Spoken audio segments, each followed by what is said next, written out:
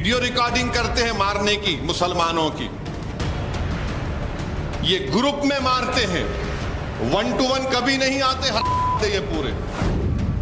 उठो भारत के मुसलमानों, ये वक्त उठने का है। मैं बार बार तुमसे कह रहा हूं, तुम अगर मुझसे नफरत करे तो करो मुझसे नफरत, दिल खोल के करो, मगर ये तो सबका मसला है ना मेरे भाई। अब यहां से मोदी का दिमाग देखो आप, इनका जो जहर है दिमाग में। अब मोदी तय करेंगे मुसलमान कौन है, आरएसएस तय करेगी मुसलमान कौन है। राहुल गांधी ने मुसलमान वाली स्क्रिप्ट लिखी और असदुद्दीन ओवैसी ने अपने शब्दों में उसे पढ़ा।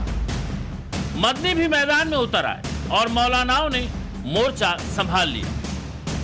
क्या करना चाहते हैं भारत के मुसलमानों से?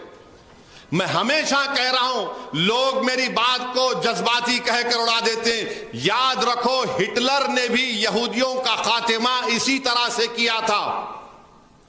पहले उनको मारो, उनके घर छीनो, उनके घर को तोड़ दो कि तुम्हारे पास कागजात नहीं है। हिटलर की तारीख पढ़ो तुम।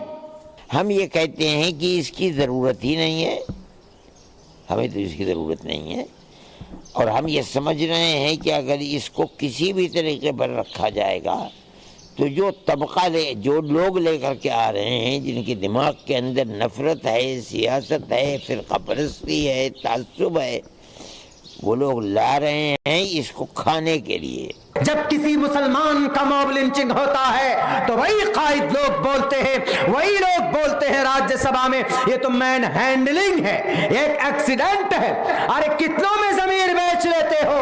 अल्लाह से डरो, मरोगे तो खबर में तुम्हें सवाल का जवाब देना पड़ेगा। जब राहुल गांधी को भरोसा हो गया कि मोदी सरकार तीसरे टर्म को पूरा कर लेगी, ओवैसी को यह मालूम पड़ गया कि मोदी इस बार भी नरम नहीं पड़ने वाले, तो अलग अलग नैरेटिव के साथ मुसलमानों को भड़काना शुरू कर दिया।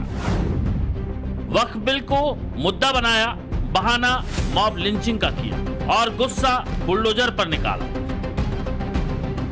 और इसके लिए जगह चुनी तेलंगाना का महबूब नगर। असदुद्दीन ओवैसी प्रधानमंत्री नरेंद्र मोदी का नाम ले लेकर मुसलमानों को भड़काते रहे और अपने एग्जाम्पल में योगी आदित्यनाथ, मोहन यादव और हेमंता बिस्वा शर्मा के हालिया एक्शन को भी फिट किया।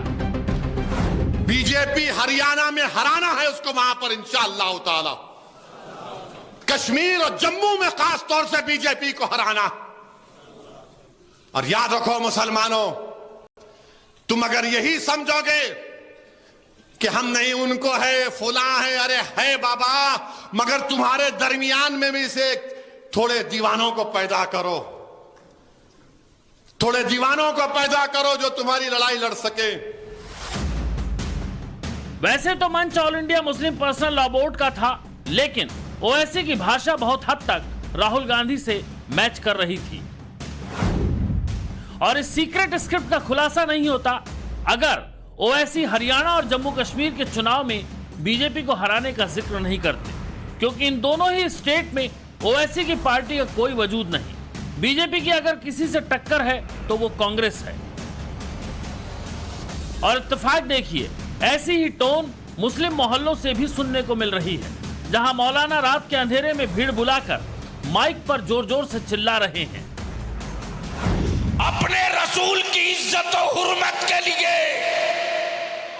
हम निकले तो क्या निकले, वक्त आएगा तो 6 माह का बच्चा भी निकलेगा, 6 माह का बच्चा भी निकलेगा। जब 3% किसान जब हमारे सिख भाई बॉर्डर पर बैठकर काले कानून को वापस लेने पर मजबूर कर सकती है, तो डेमोक्रेसी संविधान के खिलाफ जाकर अगर भारत को हिंदू राष्ट्र बनाने की कोई स्कीम या कोई बिल आएगा तो इंशाअल्लाह उसको तोड़कर, उसको उखाड़ कर फेंकने की ताकत हमारे अंदर होनी चाहिए।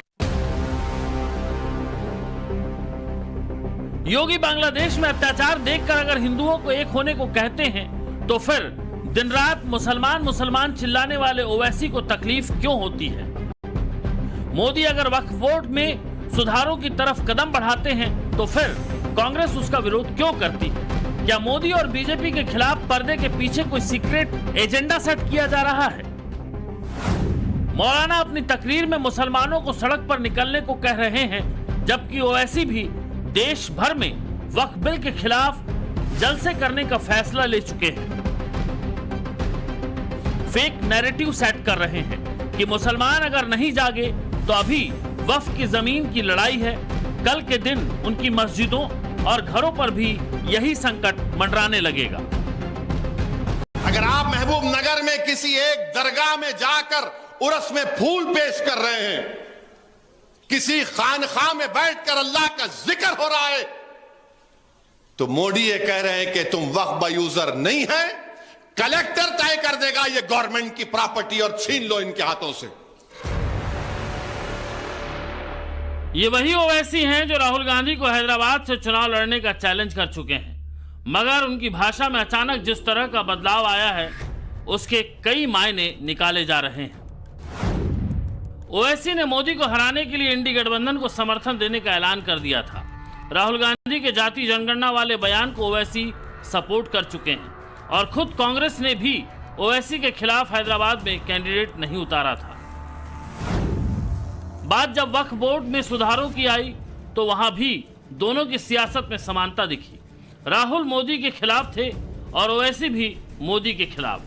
ट्रिपल तलाक से लेकर सीए और कई मुद्दों पर राहुल नैरेटिव सेट करते और ओवैसी भाषणों के जरिए भड़काने में लग गए। ट्रिपल तलाक का कानून, CAA का कानून, UAPA का कानून, ये नरेंद्र मोदी की हुकूमत ने बनाया। अब ये कानून बनाने जा रहे हैं वक्फ का। ये वक्फ को मजबूत बनाने के लिए नहीं, अगर पूरी दुनिया में अगर कोई झूठों का सरदार है तो उसका नाम नरेंद्र मोदी है। ओवैसी का टेप मजहब के नाम पर बसता है, उनका मेन फोकस मुसलमान होता है और टारगेट पर रहते हैं मोदी। कुछ ऐसी ही टाइमलाइन होती है राहुल गांधी की। अपनी इमेज मेकओवर में जुटे राहुल सेलेक्टिव मुद्दों को तूल देते हैं।